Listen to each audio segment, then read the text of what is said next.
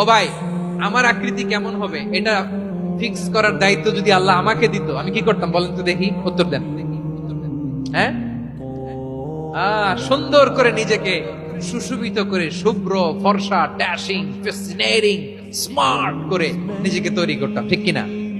কোন নারীকে যদি তার চেহারা, রং, গড়ন, অবয়ব, দেহাবয়ব, আকৃতি, শেপ কেমন হবে এটা ফিক্স করার দায়িত্ব যদি আল্লাহ তাকেই দিয়ে দিতেন, সে নিজেকে সবচেয়ে সুন্দরী, সবচেয়ে রূপবতী করে তৈরি করতো, ঠিক কিনা?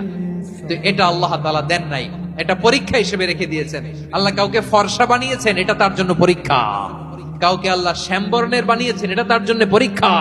কাউকে আল্লাহ নারী বানিয়েছেন, এটা পরীক্ষা। কাউকে পুরুষ বানিয়েছেন, এটাও পরীক্ষা। চিল্লায় বলেন আল্লাহু আকবার। সে আল্লাহ বললেন, গোলাম আমি হলাম মুসাউয়ের, আকৃতি দানকারী, the fashioner, the shaper, the designer.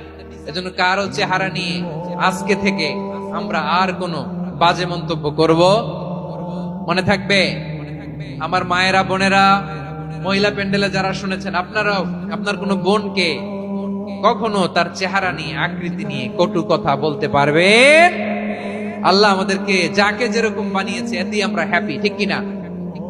অন্যেরটাও বলতে পারবেন না, নিজেরটাও পারবেন না। হায় রে আমি এত কালা কেন, হায় রে আমি এত খাটো কেন, হায় রে আমি এত, এগুলো বলা যাবে?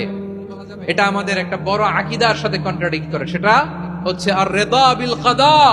বিশ্বাসীরা আল্লাহ যেটা আমাদের জন্য কাদা ফয়সালা করেছেন এটাতে রাদি থাকে, সন্তুষ্ট থাকে, ঠিক কিনা বলেন?